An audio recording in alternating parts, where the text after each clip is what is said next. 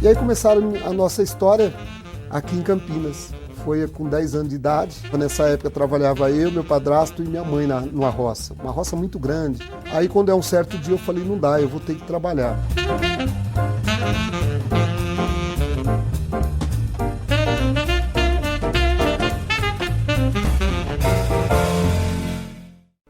E este é o perfil do vereador Jairson Canário, do Solidariedade. Obrigada, vereador, por ter aceitado mais uma vez o nosso convite para participar aqui do programa Perfil. Ana, eu que agradeço, que é sempre um prazer estar aqui nos estúdios da TV Câmara, o programa Perfil, que para nós é um dos melhores lugares, um dos melhores meios de comunicação dos nossos trabalhos. É uma maneira do vereador se aproximar da população também, né? Contando a sua história, especificamente aí do programa Perfil. É uma maneira do vereador se aproximar do seu eleitor, da população que ainda não conhece a sua história. Por isso nós vamos querer saber da sua história desde lá do comecinho. O senhor é baiano. Nasceu na cidade de Venceslau Guimarães. 22 mil habitantes. O senhor veio de lá muito pequenininho, né? Ana, na verdade, eu saí de lá da Bahia com 4 anos e meio, né? Mas aí eu vim para o Paraná. Minha mãe tinha me deixado lá, e aí passando alguns anos, ela me deixou com 1 ano e meio, e passando uns anos, 3 anos, né? Ela mandou me buscar de volta e a gente chegou até o Paraná. E do Paraná nós ficamos lá, eu me lembro muito bem que a gente ia para a roça e tudo, mas eu disse a você que a gente chegou aos 10 anos em Campinas, mas com 8 anos nós chegamos em São Paulo. Nós viemos de trem ainda, né? Mas chegamos em São Paulo mês de janeiro, bem no comecinho do mês de janeiro. E ficaram onde em São Paulo? Com 8 anos, né? Olha, eu tenho muito que agradecer a São Paulo, né? Mas o primeiro gesto de bem-vindo que São Paulo nos deu naquela manhã, a gente era tão do interior, só para as pessoas saber, que o meu padrasto, ele contratou uma pessoa só para entrar no trem no Paraná, em Maringá, e deixar a gente na Estação da Luz. Então eu acho que dentro do trem não precisava ninguém para trazer a gente, né? Mas ele fez isso, bem do interior, meu padrasto, né? Interior do Paraná, naquela época, em 1968. Mas quando nós chegamos em São Paulo, Ana, eu não sei como, não sei de que maneira, mas resolveram pegar a única mala que tinha com o dinheiro que estava dentro. Aí a de vocês? A nossa. Oh, meu Deus. Então nós ficamos na Estação da Luz, eu me lembro bem. A gente era acostumado no pasto, na roça, correndo, mandando de cavalo e tudo no Paraná. Aí imagina a neblina que estava, parecia engeada no Paraná, ali na Estação da Luz. 5 irmãos, meu padrasto, minha mãe e esse homem sem dinheiro para voltar. Ajoelhado, sentado na calçada. Por isso que hoje eu digo para as pessoas, quando você vê um mendigo na rua, você vê alguma pessoa jogada na rua, não despreze que ninguém sabe a história, que cada um tem uma história. A nossa história da chegada em São Paulo, as boas-vindas que São Paulo deu na Estação da Luz, naquele mês de janeiro, foi o cara... Nós tínhamos umas par de mala, que era aquelas malas igual papelão das pessoas que vinham do interior, mas justo aquela. Aí ainda demos sorte que o motorista de táxi nos levou até a casa da minha tia. Tia que Deus o tenha, né? Tia Dalva, finada já. Mas aí começou a nossa dificuldade no estado de São Paulo. Porque aí nenhum parente tinha casa que cabia todos numa casa só. Quantos eram? 5 irmãos? 5 irmãos, meu padrasto e minha mãe. Então éramos em 7. Não é? E meus parentes todos moravam ali em Itaim Paulista, São Miguel, Hermelino Matarazzo. E não era tão perto assim um lugar do outro, né? Mas aí a gente foi dividido entre famílias, né? E isso era muito triste para nós, né?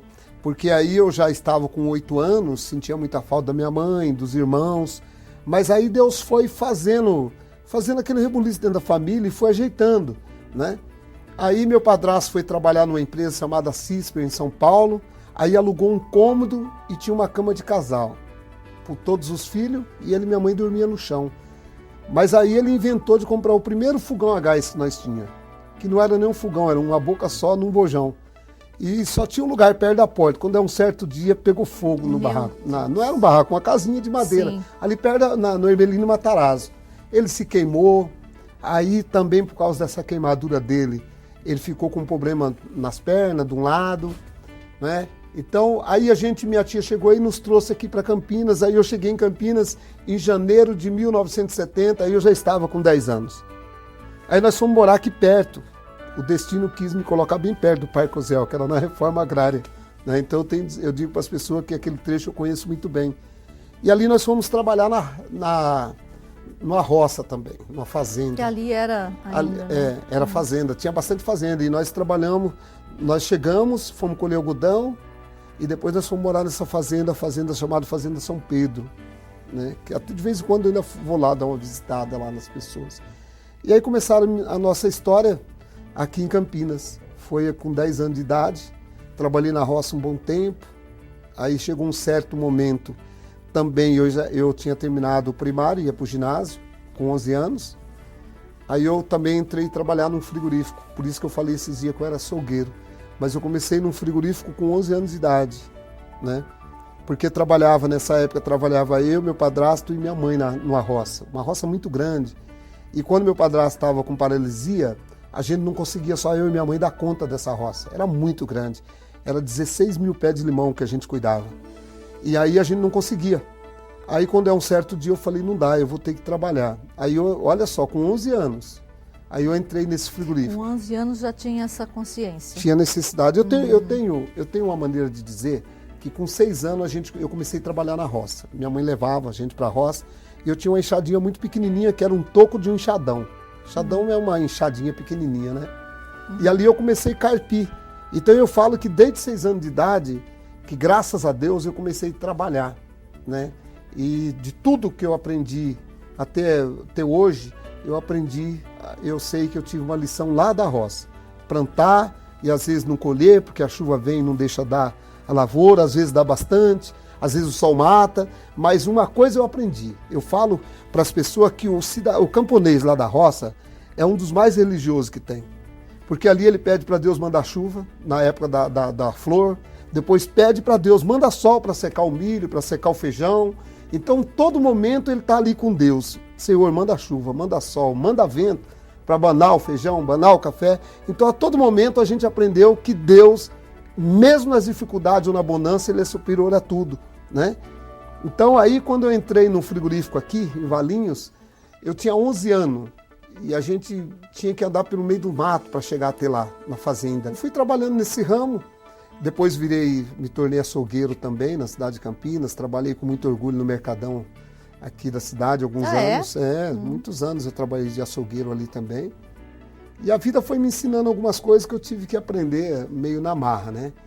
Mas eu sou grato a Deus por tudo isso. Então a sua profissão é açougueiro? Eu sou açougueiro de profissão. Açougueiro e trabalhei em frigorífico, desossando para exportação. Eu trabalhei com desossa para 25 países, eu corto carne tipo para 25 países de exportação, né? Diferente um do outro. Por exemplo, você manda aí para a Alemanha um corte, você manda para outros, né? Cada um tem um corte, né? Você manda para os judeus, por exemplo, você abate o boi e eles não levam a carne de primeira, que eles só comem carne de segunda. Então cada um é de um jeito. Então eu trabalhei muito tempo nisso, né? Trabalhei na linha de matança, que é matar boi mesmo, tirar couro e tudo. Você vê o frigorífico, tem um frigorífico que matava 2.000 boi por dia nas 8 horas de serviço. Então essa linha foi um bom tempo a minha profissão, foi essa. Queria que o senhor me contasse se o senhor se lembra a primeira impressão que o senhor teve de Campinas. Com 10 anos, acho que dá para lembrar, né? Quando o senhor chegou em Campinas, o senhor já estava acostumado a mudar de cidade para cidade, mas qual a primeira impressão que o senhor teve de Campinas? Me lembro que a gente chegou numa praça. O Cometa parava numa praça. A gente veio de Cometa, porque foi assim, uns irmãos meus, porque quando a gente veio para Campinas, 2 irmãos ficou para trás. Porque nós, na verdade, quando nós chegamos em Campinas, também fomos morar num cômodo só aqui na Reforma Agrária. Então não cabia todo mundo também. Então a gente uns veio de uma rural, que meu tio trouxe a gente, e uns veio de ônibus. Eu vim de ônibus. E eu não consigo até hoje encontrar onde foi que eu desci. Eu só sei que o ônibus parava, o Cometa não tinha rodoviária, ele parava numa praça. Só que eu não me lembro onde que era. Mas eu me lembro de chegar em Campinas e tinha uns coqueiros, que era a coisa mais linda que tinha. Eu sei que tinha uns coqueiros grandes.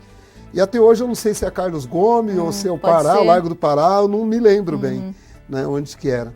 Mas aqui a gente começou foi muito feliz a nossa vinda. Eu me lembro que eu tinha certeza que a gente ia conseguir um novo momento, uma vida diferente aqui na cidade, né? Que a gente saiu de perto dos parentes, a gente sabia que todos os irmãos poderiam estar junto aqui. E foi isso que aconteceu. Todos os irmãos voltou a morar junto, né? E aí a vida foi construindo, né? Foi construindo. Eu tive alguns comércios, estava bem. Depois, na época do colo, eu perdi tudo. Conheci minha namorada no frigorífico, que é minha esposa hoje, graças a Deus, ela com 16 anos. Tem 4 filhos com ela? Tenho 4 filhos, tenho um neto. Ah, já tem um neto. Tenho um netinho, o Arthur. E ela eu conheci com 16 anos. E a gente já vai indo para 28 de casado. Só de casado, mas com 21 anos a gente está junto, graças a Deus. O senhor já contou pra gente que o senhor conheceu seu pai, né? O senhor tinha 50 anos, o senhor foi na internet, procurou e acabou encontrando o seu pai lá na Bahia. O que a gente queria saber é como é que foi? Teve emoção no encontro? O que vocês conversaram nesse encontro? Olha, Ana, eu vou te contar uma coisa. Para chegar no meu pai, eu vou te contar uma historinha um pouco antes. Quando eu fui saber, me entender um pouco por gente, que eu não tinha pai, que eu tinha um padrasto, e entender o que era padrasto, que aí o pai é outro, aí eu comecei a imaginar que jeito, eu comecei a fazer igual o programa, aqui um perfil.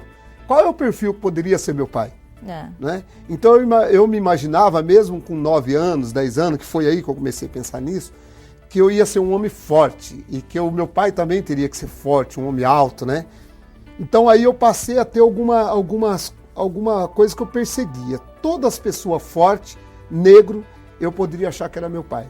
Teve um caso aqui na Reforma, que eu já grande, já aí com uns 16, 17 anos, e eu me lembro que eu estava com um carro, um chevetinho, e eu ia na estrada, de repente eu vi um cara com a sacola nas costas, um saco nas costas, porque na roça a gente anda muito com saco nas costas, né? Carregando milhas, coisa, compra. Aí eu vi que era um negro. Você acredita que eu parei o carro e olhei e me deu a vontade de perguntar para ele de onde o senhor vem? Porque aí eu perguntava para todos, até conhecer meu pai, eu encontrava um negro, de onde você veio? Se o cara falasse que era da Bahia, eu já começava de que cidade, de que lugar, se conhecia a família da minha avó, da minha mãe, pelo sobrenome. E a minha vida inteira foi só não é de lá, não conheci. E aí eu fui sempre pensando, um dia eu vou encontrar o meu pai. Por isso também, por valorizar tanto a minha mãe ter me criado sem pai, que eu não tinha coragem de perguntar para ela, mãe, qual é o nome do meu pai? Porque ela sempre fugia. Você sabia que ia machucar, Ia machucar uma pessoa que os trancos e o barranco, mas me falava para mim, você tem que ser homem. Mas quando eu cheguei lá, meu tio começou a falar com ele, eu estou plantando cacau, estou plantando cupuaçu ali na roça, estava podando os cacau. Eu falei, olha, esse homem é trabalhador, né? Aí eu fui perguntar algumas coisas para ele, para sentir também. Aí chegou uma hora que ele começou a ficar nervoso, ele é matreiro, lá do mato mesmo. Aí meu tio falou, lá eles tinham um costume de falar muito assim, ô caba descarado, né? Aí meu tio falou, ô caba descarado, isso aí é o teu filho com a minha irmã Leonor. Nossa, ele ficou... Não acredito, é verdade, ele me pediu perdão, falou que não sabia, ele nem sabia que eu existia. Olha aí. Ele nem sabia. Aí foi muito emocionante também, porque eu conheci um cara trabalhador. Aí eu tive a felicidade, parece que os dois apostaram. A Aldete que me criou e meu pai. Cada um tem 12 filhos. Então eu fui conhecer lá. Tá cheio de irmãos. 24 irmãos da Bahia eu conheci. Além dos que o senhor já tinha. Além dos meus irmãos aqui. Porque é muito difícil alguém procurar tanto tempo assim uma pessoa. E eu procurei desde os 10 anos, quando eu vi que meu pai não era meu pai mesmo, né, que eu fui atrás desse sonho e eu vi as histórias. Quando eu voltei, eu não queria contar para minha mãe. Mas ela tem esse problema ainda. Tem. É uma novela, né? É uma novela. Quando eu chego lá, ela fala assim para mim, já bem de idade, né? Ela mandou me chamar em Hortolândia, aí eu fui lá. Eu estava fugindo para não falar para ela que foi atrás do meu pai, eu não queria desapontar. Ela falou assim para mim, descarado, você foi atrás do teu pai, né? Você achou ele? Como é que tá aquele negão? Aí eu contei para ela, falou, era hora de você encontrar ele mesmo. Ai, que bom. O senhor chegou a estudar depois? Não? Olha, eu fiz supletivo, eu fiz, não terminei, voltei, mas a minha vida, ela continuou sendo assim. Porque você, veja bem, criado sem pai, depois pagar aluguel, depois... Tivemos, logo em seguida do aluguel, casar. Aí, quando casa, tinha que ajudar na minha casa. Tinha que fazer escolha, né? Aí o estudo come, o estudo paga aluguel. Aí eu preferi fazer curso. Fiz curso de refrigeração, né, faz solda e graças a Deus, Deus foi me abençoando. E eu falo para as pessoas que na cabeceira da minha cama eu tenho 2 livros, agora já não, de direitos, né, para que eu possa também não andar falando só besteira por aí, para que não me pegam na curva da estrada. Porque na curva todo mundo se encontra, né? Isso aí. Você fala mal de alguém, na curva aquele alguém te encontra. É isso. É bem, Ana? Vereador, eu queria agradecer o senhor ter vindo aqui contar mais uma parte da sua história. E agradecer do senhor sempre aceitar o nosso convite para vir aqui nos estúdios da TV Câmara gravar. Muito obrigada, viu? Eu que agradeço mais uma vez, Joana. Sempre eu gostaria muito que as pessoas ouvissem essas histórias, não para dizer que o Canário é diferente, mas para ver que o mundo nos dá oportunidade. Que a gente não precisa na dificuldade do caminho errado. É a moral da história, né? Isso, essa é a moral da história. Tá certo. Muito obrigada, vereador. Eu que agradeço. Nós ficamos por aqui, encerramos o perfil do vereador Jairson Canário do Solidariedade. Obrigada pela sua audiência e até o próximo programa.